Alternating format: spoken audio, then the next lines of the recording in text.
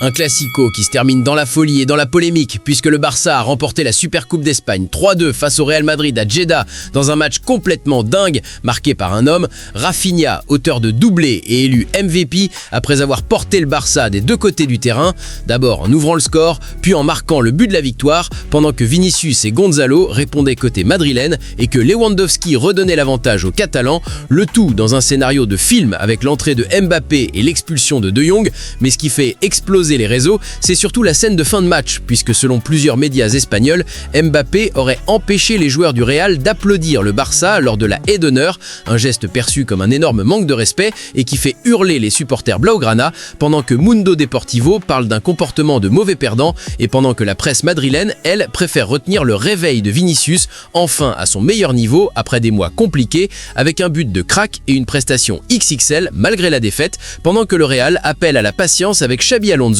convaincu que le projet va décoller une fois l'effectif au complet. En France, l'autre grand gagnant de la soirée s'appelle Endrick, puisque le jeune Brésilien a marqué son premier but avec l'OL en Coupe de France contre Lille, offrant ma qualification aux Lyonnais avec un but de pur renard au second poteau, une entrée fracassante qui confirme tout le potentiel du crack de Palmeiras, capable de faire des différences tout seul et de donner à Lyon ce punch offensif qui lui manquait. Pendant ce temps à Marseille, la tension monte autour de plusieurs jeunes comme Robin Vaz et Daryl Bacola, toujours sans prolongation, pendant que le club refuse de revoir ses offres à la hausse et que certains pourraient même être mis à l'écart, pendant qu'un autre dossier très lourd agite la Ligue, puisque Jérémy Boga et Terem Moffi ont saisi la LFP pour demander la résiliation de leur contrat après leur agression, une affaire explosive qui sera examinée cette semaine. En Angleterre, Manchester United continue de sombrer après son élimination en FA Cup face à Brighton et Darren Fletcher n'a pas mâché ses mots en pointant la fragilité mentale de ses joueurs, pendant que Fabrizio Romano annonce que Michael Carrick est désormais favori pour devenir le nouvel entraîneur intérimaire,